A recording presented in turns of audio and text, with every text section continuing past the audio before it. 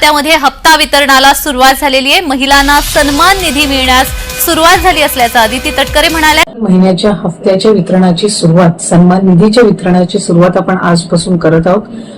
आता जर तुम्ही बघितलं तर अशाच प्रकारे सगळीकडे युट्यूबवर तुम्हाला बातमी पाहायला मिळते की आज हप्ता येणार, उद्या हप्ता येणार. पण मी तुम्हाला सांगणार आहे की नेमका जून महिन्याचा 24वा हप्ता कोणत्या दिवशी येणार आहे, तारीख काय असणार आहे, तारीख कोणती फिक्स करण्यात आलेली आहे, हे सगळी माहिती आपण या व्हिडिओमध्ये पाहणार आहोत. कारण सगळेजण तुम्हाला हे सांगतील आज जी आर येणार, आज जी आर येणार, उद्या जी आर येणार. हे सगळं म्हणजे टेम्पररी सांगतात आहे, युट्यूबच्या वेबसाईट सांगताय. कोणाला माहित नाही जी आर तारीख काय असते काय असते.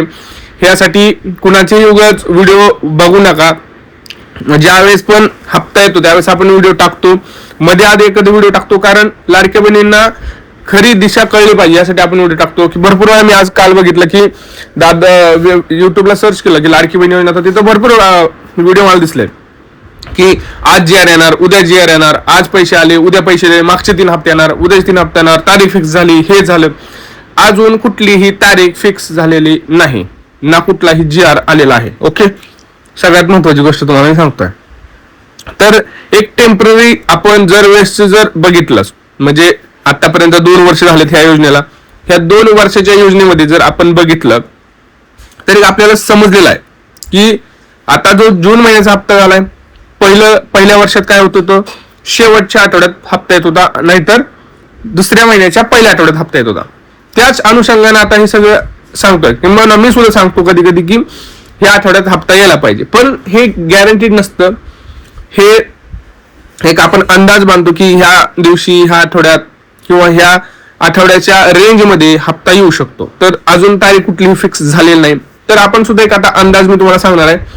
ज्या आपण मार्च, एप्रिल आणि पहिले जून पासून जे हप्ते पाहता, आपण जर बघितलं तर 8 तारखेच्या पुढे हप्ता आलेला आहे प्रत्येकाला, बरोबर.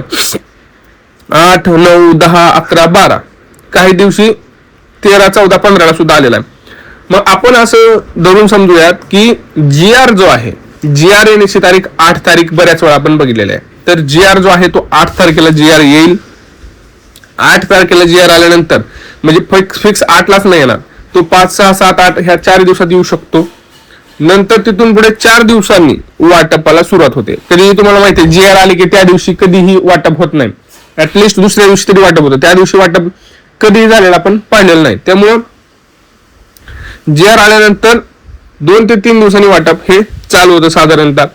तर मग आपण बघितलं तर 6 तारखेला आला किंवा 8 तारखेला जरी आला जी आर, तर तिथून पुढे 3 दिवस मध्ये 10-11 तारखेपासून वाटपाला सुरुवात होतं. तर टेंटेटिव्ह तात्पुरती तारीख जी आपण गृहीत धरू शकतो जूनच्या 24व्या हप्त्यासाठी, ती म्हणजे 11, 12, 13, 14 आणि 15 जुलै ह्या 5 दिवसात आपण तिथं टेंटेटिव्ह तारीख धरू शकतो. समजलं आता. अशी शासनाकडनं कुठलीही तारीख जाहीर झालेली नाही अजून. आता भरपूर लाडक्या बहिणींचा प्रश्न होतो, दादा आम्हाला मेचा हप्ता आलेला नाही, आम्हाला मग जूनचा हप्ता येणार का, बरं आमचं नाव यादीतून बाहेर काढले तर काय करायचं. मी तुम्हाला एक साधी आणि सिंपल गोष्ट सांगतोय. वारंवार तुम्हाला मी सांगतोय की तुम्हाला 3 गोष्टी खूप महत्वाच्या आहेत, त्या कराव्याच लागणार आहेत. सगळ्यात महत्वाचं, पहिलं तुम्हाला वेबसाईट चेक करा. वेबसाईटवर तुमचं स्टेटस ऍक्टिव्ह आहे का, तुम्हाला आतापर्यंत किती हप्ते आले ते सुद्धा दिसतात. दुसरी गोष्ट करायची आहे, तुम्हाला महिला व बाल विकास विभागामध्ये जायचंय. अंगणवाडीमध्ये जाऊ नका, अंगणवाडीमध्ये काय होत नाही. आता महिला व बाल विकास विभागामध्ये जायचंय. तिथं जाऊन तुम्हाला सरळ चौकशी करायचं की माझं नाव या योजनेच्या यादीमध्ये होतं, तर मला आता या महिन्यांपासून हप्ते येत नाहीत. तर प्रॉब्लेम काय आहे, माझं नाव यादीतून बाहेर काढण्याचं कारण मला समजलेलं नाही, तर मला ते कळून घ्यायचं आहे. दुसरी गोष्ट ती झाली. तिसरी गोष्ट सगळ्यात महत्वाची, त्यांना असं म्हणायचं की आता माझ्या मते मी या योजनेसाठी पात्र आहे, सर्व नियमांमध्ये बसत आहे. तुम्हाला नियम तर सगळ्यांना माहितीच आहेत, मी पुन्हा एकदा थोडक्यात सांगतो. 2.5 लाखापर्यंत उत्पन्न, 4 चाकी वाहन घरात नसणं, कुणीही इन्कम टॅक्स भरत नसणं आणि शासकीय कर्मचारी म्हणून तुम्ही कुठेही कार्यरत नसायला पाहिजे. दुसरी कुठलेही नियम नाही आहेत. हे 4-5 नियमच आहेत, सगळ्यांना माहिती आहे.